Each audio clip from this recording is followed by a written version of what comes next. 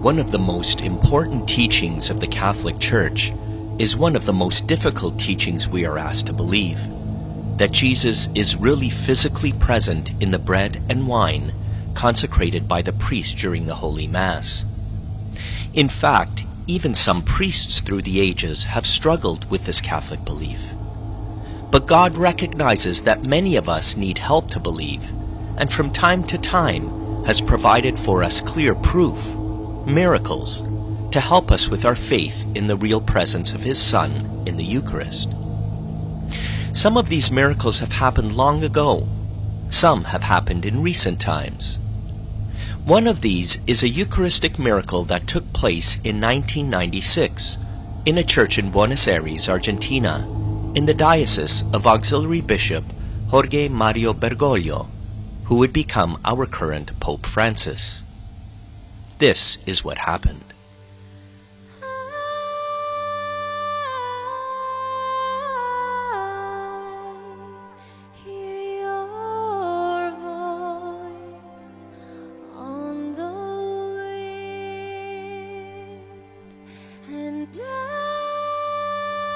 At 7 o'clock on the evening of August 18, 1996, Father Alejandro Pezet was saying Holy Mass at St. Mary Catholic Church in the center of Buenos Aires. As he was finishing distributing Holy Communion, a woman came up to tell him that she had found a discarded host at the back of the church. Someone had dropped it and had not wished to consume the dirty host. Father Alejandro went and retrieved the unconsumed Eucharist. As is the practice in these situations, he placed it in a container of water and put it away in the tabernacle to sit so that it could dissolve. Father Alejandro knew that in several days the Eucharist would dissolve, and he would be able to respectfully dispose of it by watering a plant with the water. On Monday, August 26, upon opening the tabernacle, Pezet saw to his amazement that the host had not dissolved, but rather it had turned into a bloody substance. He informed Auxiliary Bishop Jorge Bergoglio, who gave instructions that the host be professionally photographed. The photos were taken on September 6. They clearly show that the host, which had become a fragment of bloodied flesh, had grown significantly in size. For several years, the host remained in the tabernacle, the whole affair being kept a strict secret. Since the host suffered no visible decomposition, the now Archbishop Bergoglio decided to have it scientifically analyzed.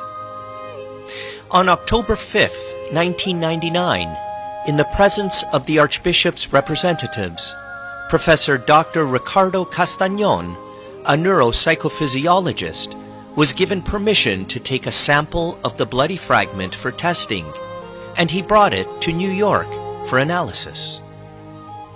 Since he did not wish to prejudice the study, he purposely did not inform the team of scientists of where the sample came from. One of these scientists was Dr. Frederick Zugaba, the well-known cardiologist and forensic pathologist. Zugaba determined that the analyzed substance was real flesh and blood containing human DNA. As he looked down at his microscope, he said, "I can tell you exactly what this is. This flesh is part of the muscle of the heart found in the wall of the left ventricle. It's the muscle that gives the heart its beat and the body its life. I can see infiltrated through this tissue white blood cells, and that tells me two things.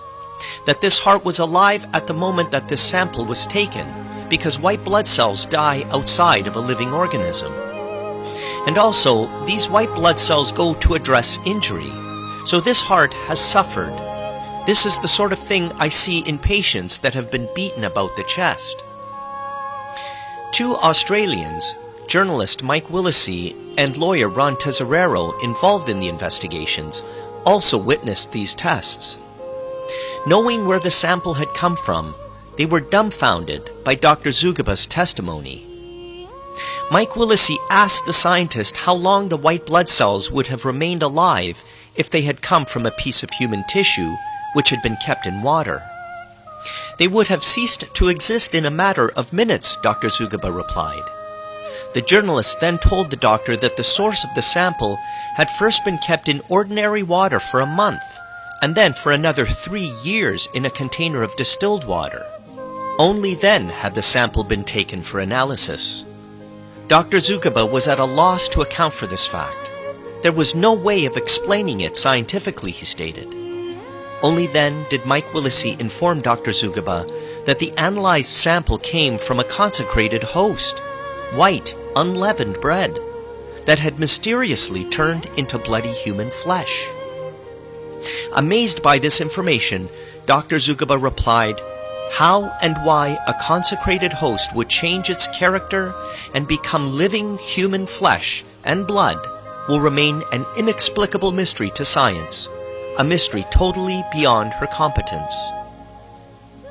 Then Dr. Ricardo Castañón arranged to have the lab reports from the Buenos Aires miracle compared to the lab reports on a relic from a similar miracle that took place in Lanciano, Italy over 1200 years ago, again without revealing the origin of the test samples.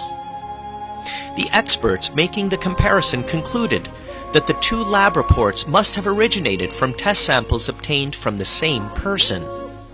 They further reported that both samples revealed an AB positive blood type.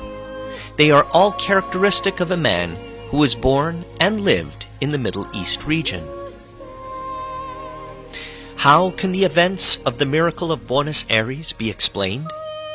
Only faith in the extraordinary action of a God provides the reasonable answer. Faith in a God who wants to make us aware that He is truly present in the mystery of the Eucharist. As a result of his investigation of this and other miracles, Dr. Ricardo Castañón, who was a staunch atheist much of his life, converted to Catholicism. Whenever you receive communion, may the miracle of Buenos Aires help to remind you of the awesome miracle and sacrifice of Christ in the Eucharist. Allow Him to nourish you with His presence.